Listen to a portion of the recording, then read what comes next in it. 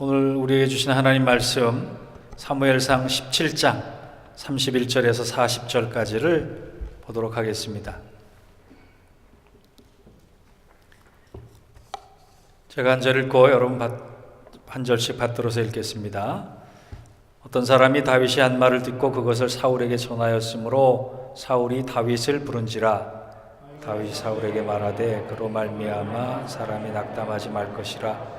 주의 종이 가서 저 블레셋 사람과 싸우리이다 하니 사울이 다윗에게 이르되 내가 가서 저 블레셋 사람과 싸울 수 없으리니 너는 소년이요 그는 어려서부터 용사의 민이라.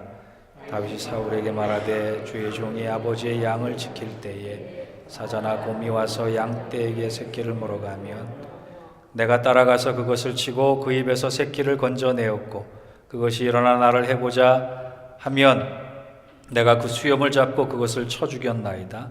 주의 종이 사자와 곰도 쳤은즉 살아계신 하나님의 군대를 모욕한 이 할례를 받지 않는 블레셋 사람이리이까 그가 그 짐승의 하나와 같이 되리이까.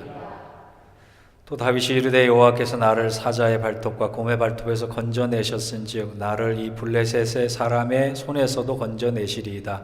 사울이 다윗에게 이르되 가라 여호와께서 너와 함께 계시기를 원하노라. 사울이 자기 군복을 다윗에게 입히고 노투구를 그에게 갑옷을 입히매 다윗이 칼을 군복 위에 차고는 익숙하지 못하므로 시험적으로 걸어보다가 사울에게 말하되 익숙하지 못하니 이것을 입고 가지 못하겠나이다 하고 곧 벗고 손에 막대기를 가지고 시내에서 매끄러운 돌 5을 골라서 자기 목자의 제구 곧 주머니에 넣고 손에 물매를 가지고 블레셋 사람에게로 나아가니라. 아멘. 이는 하나님 말씀입니다. 요즘 가끔 내가 이러려고 예인교회 담임 목사 됐나 라고 하는 자괴감을 가끔 가질 때가 있어요.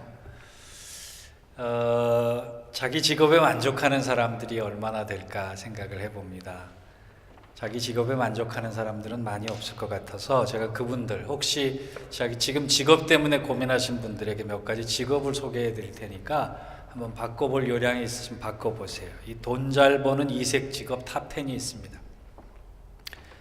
10위가 사람 마네킹이에요. 이렇게 백화점 같은 데 가서 실제 사람이 옷을 입고 전시회 시간 동안 서 있는 건데 시간당 100불입니다. 3시간만 서 있어도 300불 벌이가 괜찮은 편입니다. 혹시 잠이 좀 실컷 필요하다라고 하시는 분은 9위의 직업을 가지시면 됩니다. 침대 시험관이라고 새로 나온 침대에 누워 있어서 잠을 한숨 자면 이게 몸이 괜찮은가 또 불편한 것은 없는가 이런 것을 테스트하는 직업인데 잠만 자면 돼요. 연봉 3만 불이라 그럽니다. 테스트 신제품 나올 때만 움직이는 거니까 나쁘지 않을 것 같아요. 8위가 조문객 대행입니다. 가서 바쁜 사람 대신해서 장례식에 참석해주고 그리고 울어주고 아는 체 해주고 격려해주고 오면 되는데 이것도 시간당 60불 정도 받는다 그래요. 7위가 현상금 사냥꾼인데 이거는 좀 총싸움 좋아하시는 분들 가시면 될 것 같아요. 범인을 미리 가서 경찰보다 먼저 좀 잡아내는 일인데 많은 돈을 버는 사람은 연봉 80만 불까지 번다고 하니까 혹시 저하고 총제비 노릇하시려면 같이 가셔도 될 것 같아요. 6번째가 쇼핑 대행업인데 쇼핑을 어떻게 하면 좋고 무슨 물건을 사면 좋고 당신한테는 이것이 어울려서 이런 것을 사면 됩니다. 구매 대행까지 해주는데 쇼핑만 해주는데도 25,000불에서 10만 불을 번다고 하니까 이거 썩이나 구미가 당기는 직업입니다. 그래서 저희 아내를 일로 좀 내보낼까 지금 고민 중에 있어요. 5위가 골프공 다이버입니다. 연못에 골프공이 채워지면 밤에 가서 우리 이른비 예배 때 보니까 벌써 그 직업을 경험하셨던 집사님이 계시더라고요. 연봉 3만 불에서 9만 불 받습니다. 그다음에 이것은 특별한 직업인데 빙하를 무빙하는 거예요. 큰 빙하가 얼음덩이가 떠오르면 그걸 밧줄을 감아서 안전한 데까지 이동하는 건데 그것도 있고 또 3위가 아이스크림 테스터입니다. 아이스크림 신제품이 나오면 먹어서 맛이 어떤가, 품평하고 탈이 없는가. 아이스크림 좋아하시는 분은 이거 하시면 연봉 4만 불에서 10만 불 정도 받습니다. 어떻게 좀 바꿔볼 의향이 있으세요? 그 다음에 2위가 애견 시험관임, 식품 시험관입니다. 개가 먹는 건 다 먹어보는 거예요. 고양이가 먹는 건 다 먹어보는 겁니다. 그래서 사람의 인체에 별 해가 없나. 연봉 8만 불입니다. 마지막 좀 기술이 있는 분들은 전문 인스타그래머여서 한 건당 수천 물씩 사진을 올려주고 댓글 달아주고 사진 관리를 해주면 됩니다. 우리 교회에 새로 합류하신 집사님께서 사진을 무척 잘 찍으시더라고요. 아르바이트로 한 건당 수천 불씩 하는 일들을 하셔도 나쁘지 않겠다, 그런 생각을 합니다. 제가 왜 이 말씀을 드리느냐, 이색 직업이 있는데 한국에 유일하게 한 명의 직업이 있는, 유일한 직업을 가진 분이 있는데 이분의 직업은 관점 디자이너입니다. 박용우라고 하는 분인데 이분이 책이 관점을 디자인하라라고 하는 책이, 사람마다 사물을 바라보거나 사실을 바라보는 눈을 교정해 주는 겁니다. 자기 틀과 한계에 묶여서 어떤 사실에 매여 있는 사람의 시각을 바꿔서, 예를 들어서 왓슨은 물 끓는 주전자에서 증기기관을 보았고, 로댕은 화강암 바위에서 생각하는 사람을 보았고, 월트 디즈니는 쥐를 보고 미키마우스를 그 안에 냈듯이, 여러분 눈앞에 있는 편견과 여러분의 사물을 보는 그 자기 한계, 자기 프레임을 벗어나서 다른 것을 보면 전혀 새로운 사실을 만날 수 있고, 그 사실 때문에 여러분 인생이 달라질 수 있다 조언해 주는 직업이에요. 카카오톡이나 인터넷 사업체의 홍보이사로 재직을 하면서 한 달에 무려 13개 회사에서 월급을 받는 그런 사람이라 그럽니다. 굉장히 독특한 직업이지만 의미 있는 직업이라고 생각을 합니다. 그런 의미에선 목사도 관점 디자이너입니다. 여러분들이 세상을 향한 시각을 세상의 시각으로 볼 때 우리 그리스도인들은 하나님의 마음과 하나님의 눈과 하나님의 시각으로 볼 수 있어야 한다. 이렇게 교정해 주는 거예요. 여러분, 다 설교라고 하는 것이 다른 것이 아니에요. 일주일 동안 내가 지쳐있고 바라보았던 세상살이를 설교를 한 편 들으면서 하나님의 시각으로, 하나님의 마음으로, 하나님의 계획으로 바라볼 수 있도록 나를 돌이키는 이 시간이 바로 설교의 시간일 수 있다라고 하는 거예요. 관점이라고 하는 것은 현상을 보는 것이 아니라 본질을 봐야 합니다. 내가 보고 싶은 것만 보고 내가 받아들일 것만 받아들일 때 진짜 보아야 할 것이 안 보이는 게 우리의 관점이래요. 여러분, 기도가 뭡니까? 찬양이 뭡니까? 예배가 뭡니까? 눈앞에 펼쳐지는 것과 상관없이 하나님께서 나에게 계획하신 섭리와 걸음걸음의 그 본질을 볼 수 있는 눈을 내 믿음으로 고백하고 나아가는 거예요. 오늘 이 예배를 통해서 저의 관점 디자이너, 저의 역할을 통해 여러분의 믿음의 시각이 바뀔 수 있기를 주의 이름으로 축원합니다. 오늘 본문은 엘라 골짜기에서 블레셋과 이스라엘 백성들이 전쟁을 하는 장면이 배경입니다. 우리가 이 엘라 골짜기에서 잘 아는 전투가 다윗과 골리앗의 싸움이에요. 성경에서 가장 유명한 전투이고 우리가 익히 알고 있는 전쟁입니다. 그런데 저는 오늘 다윗과 골리앗 이야기를 하려고 하는 것이 아니라 이 다윗과 골리앗의 전쟁 전에 있었던 또 한편의 전쟁을 이야기하고 싶어요. 그것을 통해 우리의 시각을 좀 바꾸고 싶습니다. 그 현장에는 누가 있었느냐? 대표적으로 사울 왕, 그리고 도시락 심부름을 가서 형들에게 도시락을 전해주려고 했던 다윗 소년, 이 두 사람이 먼저 전쟁을 하고 있었습니다. 요즘 그 대한민국이 벌어지는 여러 가지 상황을 두고 어떤 분이 이런 얘기를 하더라고요. 한 사람의 여자는 나라를 구했는데 그 여자의 이름은 에스더라는 이름이고, 한 여자는 나라를 망하게 하고 있는데 그 여자의 이름은 박스더다, 뭐 그런 얘기를 하더라고요. 두 사람이 너무도 다르다라고 하는 걸 비견하는 거지요. 사울 왕과 다윗이 너무나 다른 관점을 가지고 인생을 살아갑니다. 한 사람은 나라를 무너뜨리고 있었고, 한 사람을 하나님은 그를 통해서 나라를 세우고자 하는 사람, 그 사람이 되었다라고 하는 거예요. 여러분 각자의 삶을 통해서 여러분의 가정과 한 공동체와 여러분의 직장과 여러분의 교회가 세워지길 원하십니까? 무너지길 원하십니까? 하나님이 여러분을 보실 때 사울왕처럼 내가 쟤를 괜히 꽝으로 뽑았다, 성경에 2번밖에 나오지 않는 한탄의 대상이 되시겠습니까? 하나님은 당신을 통해, 여러분을 통해 무언가 세워가시는 건설의 사람이, 승리의 사람 되길 원하십니까? 당연히 2번째지요. 그렇다면 2가지를 명심했으면 좋겠어요. 본문이 주는 교훈은 첫 번째로, 사울왕처럼 보이는 대로 보고 싶은 것만 보면 낙담의 사람, 결코 이길 수 없는 사람이 된다는 것을 알아야 해요. 사울과 다윗의 가장 큰 차이는 지금 나이 차이가 아닙니다. 인물 차이가 아닙니다. 무기가 있고 없고의 차이가 아닙니다. 환경을 해석하는 눈, 프레임의 차이예요. 지금 엘라 골짜기에서 블레셋과 다윗은 이스라엘 군대는 40일 동안 대치하고 있었어요. 무려 40일 동안을 대치하면서 서로 어떻게 하면 이길 수 있는가를 연구하는 중에 사울이 내린 결론은 결코 우리는 블레셋을 이길 수 없다였어요.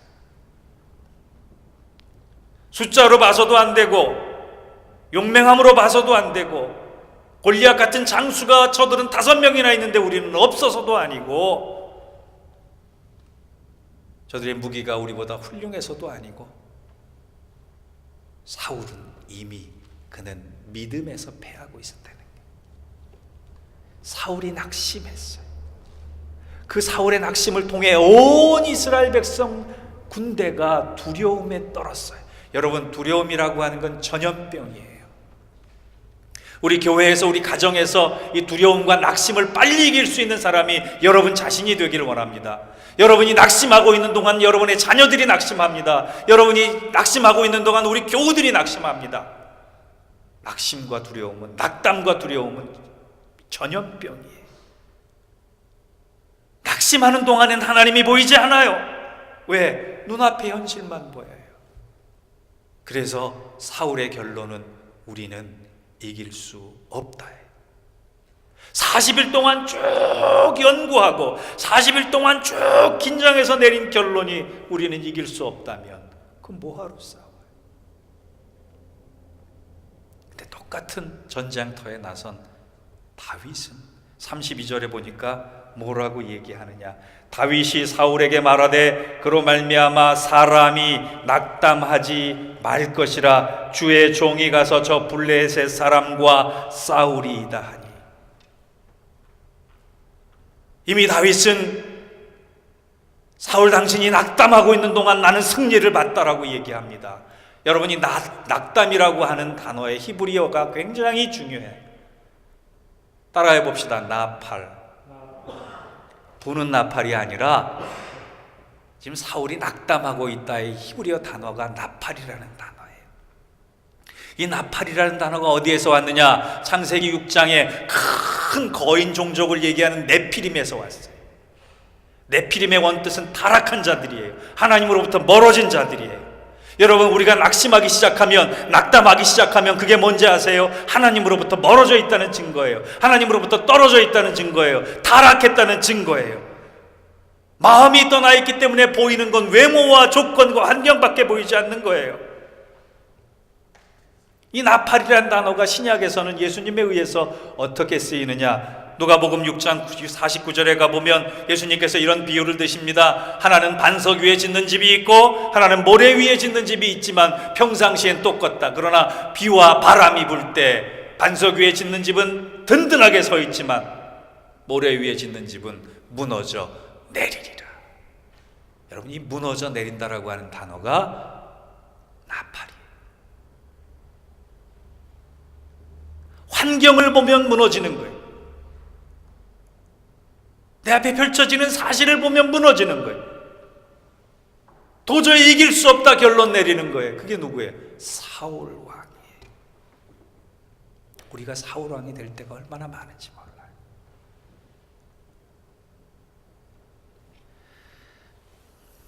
맥스 루카도가 이런 얘기를 했어요. 우리는 현 시대의 사울이다. 골리앗만 스쳐 지나가도 우리는 무너진다.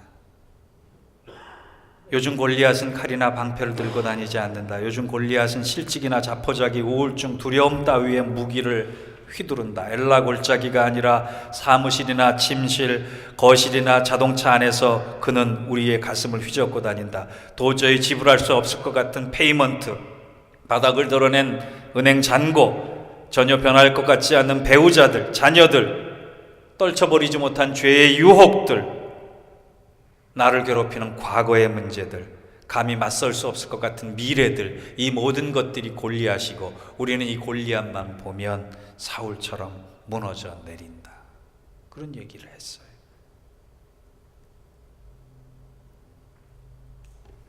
여러분, 장애를 만날 때, 어떤 문제를 만날 때 여러분의 반응은 어떻습니까? 보통 제가 목회하면서 봤던 사람들은요, 어떤 곤란한 문제를 만나고 해결하기 어려운 장애를 만나면 세 가지 유형이 등장을 하더라고요. 첫째는 남 원망을 많이 해요. 얼마 전에 저희 아이가 연휴라고 이제 직장을 좀 휴가를 내고 집에 다녀갔는데요. 가만히 보니까 많이 컸어요. 이제 20대 중반이 돼서 장가 보내도 되겠더라고요. 근데 놀란 거는요, 깨우지 않아도 일어나더라고요. 옛날에 중고등학교 때는요, 학교 늦는 날이 있으면 깨우잖아요. 그럼 지가 늦게 일어나고 엄마 탓을 해요. 왜 안 깨웠느냐고. 그렇잖아요. 문제를 만나면 꼭 남 탓하는 사람들은 장애 넘기 어렵습니다. 또 어떤 유형이 있느냐 하면 장애를 만나면 자기를 너무 비하해요. 내가 몹쓸 놈이기 때문에, 내가 쓸모없는 사람이기 때문에 나는 이런 걸 당해도 싸라고 생각할 정도로 가나안 땅을 정복하기에 앞서서 우리들은 메뚜기에 불과하다라고 하는 얘기를 하는 사람들이 있어요. 그런데 진짜 믿음을 가진 사람들은 이 장애를 통해 하나님께서 나를 이렇게 세우실 역사, 기회, 시간이 되었다라고 고백하는 사람. 여러분, 골리앗이 없었으면 다윗이 없었습니다. 애굽이 없었다면 요셉이 없었어요. 이 곤란한 문제, 이 넘을 수 없을 것 같던 기도의 제목이 없었다면 하나님께서 붙들고 계시는 내가 있을 수 없다라고 고백하면서 나아갈 때 우리는 사울의 그 낙담을 이기는 사람, 능히 될 수 있으리라고 생각합니다. 오늘 이상한 거 하나 붙여놨죠? 이게 10분을 못 가네요. 이 불빛인데요. 왜 이거 갖다 놨는지 아세요? 눈이 침침해지더라고요. 이게 뭐예요? 늙어간다는 증거잖아요. 늙은이의 뜻은 늙은 사람이란 뜻인데, 늙은의 원뜻이 뭔지 아세요? 늘 그런. 늙은이가 다른 게 아니라 늘 그런 사람이 늙은이에요. 늘 그런 이가 늙은이에요. 고난이 오면 그러려니 하지 마시고, 고난당하는 것이 내게 유익이라, 이로 인하여 내가 주의 율례를 배우게 되었나이다. 시편 119편 71절의 말씀처럼 고난이 올지어다 나는 낙담하지 아니하고 오히려 그 골리앗이 있기 때문에 다윗이 되었던 것처럼 이 고난을 통해 내가 믿음의 승리를 하리라 외칠 수 있는 저와 여러분 되시기를 주의 이름으로 축원합니다. 두 번째, 오늘 본문을 통해 느낄 수 있는 것은요, 다윗처럼 우리가 보이는 것 속에서 하나님의 구원과 건져내심을 확신하는 사람이 되는 거예요. 37절을 한번 같이 봐봅시다. 37절에 보면 다윗이 이르되 여호와께서 나를 사자의 발톱과 곰의 발톱에서 건져내셨은즉 나를 이 블레셋 사람의 손에서도 건져내시리라 확신했어요.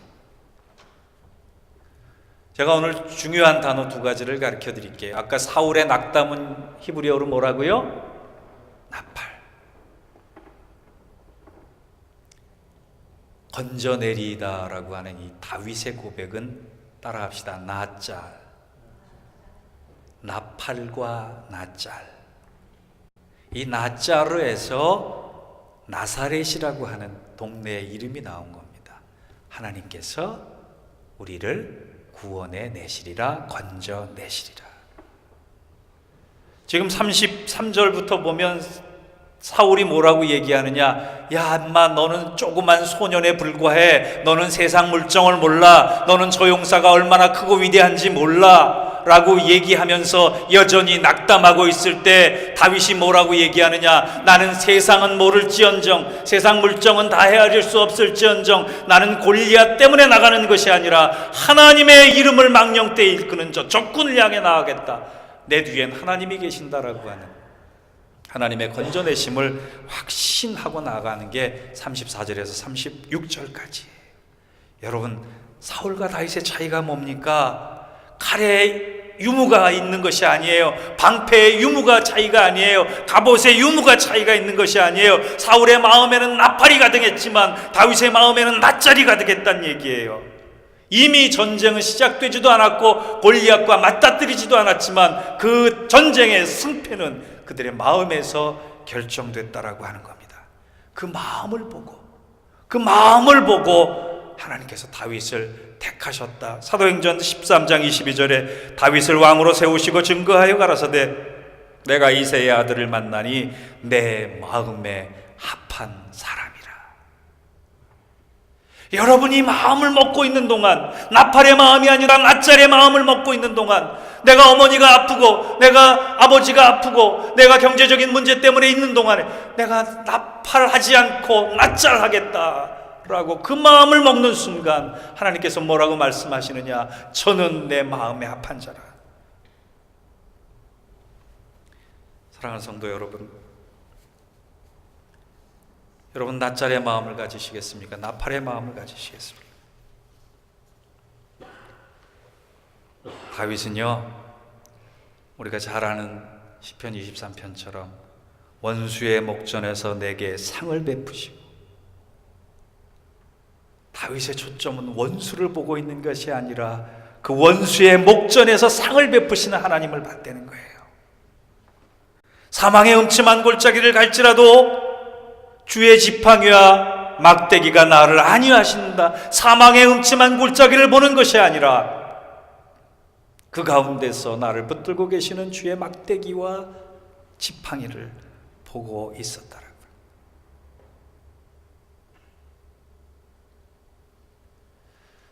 오늘 입을 열어 우리가 이제 이 한 해를 마감하는 한 달을 보내면서 오늘 참 좋은 거 많이 가르쳐드리네요. 나팔과 낫잘도 가르쳐드리고 따라해 봅시다. 2대 9의 법칙. 17장 전체를 읽어보면 다윗은요, 하나님의 이름을 9번 얘기합니다. 근데 눈앞에 적인 골리앗을 몇 번 얘기할 것 같아요? 2번 얘기합니다. 하나님은 보이지 않아요. 골리앗은 내 눈앞에 있어요. 근데 그 골리앗을 향해서 이 할례 받지 못한 나쁜 거사 얘기하지요. 2번밖에 얘기해. 그러면서 다윗의 마음에는 너는 평가 대상조차 못해. 하지만 이 위대하고 전능하신 하나님이 나를 붙들고 있는 이 놀라움에 대해서는 9번 얘기. 골리앗에 대해서 2번 얘기하는 동안 하나님에 대해서, 전능하신 하나님에 대해서는 9번 얘기하는 이 다윗의 믿음. 우리도 환경에 대해서 2번 얘기할 동안 그 환경을 지배하시고 그 환경을 통해 이겨나가게 하시며 그 환경을 통해 마지막 12월 달에 하나님의 놀라운 은혜와 기적을 우리의 삶 속에 허락하실 것이라는 찬양과 간구를 9번 이야기할 수 있는 사람이 되시기를 주의 이름으로 축원합니다.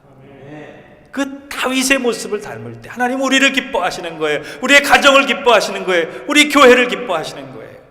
자, 오늘부터 12월 한 달 이 대림절을 보내는 동안 골리앗은 2번 얘기합시다. 그 무찌를 수 없을 것 같은 골리앗은 2번 얘기합시다. 그러나 그 골리앗을 통해 다윗을 만들어 가시는 하나님에 대해서는 몇 번? 4배, 9번을 얘기하는 우리 교회 되기를 주의 이름으로 축원합니다. 기도하겠습니다. 하나님 아버지,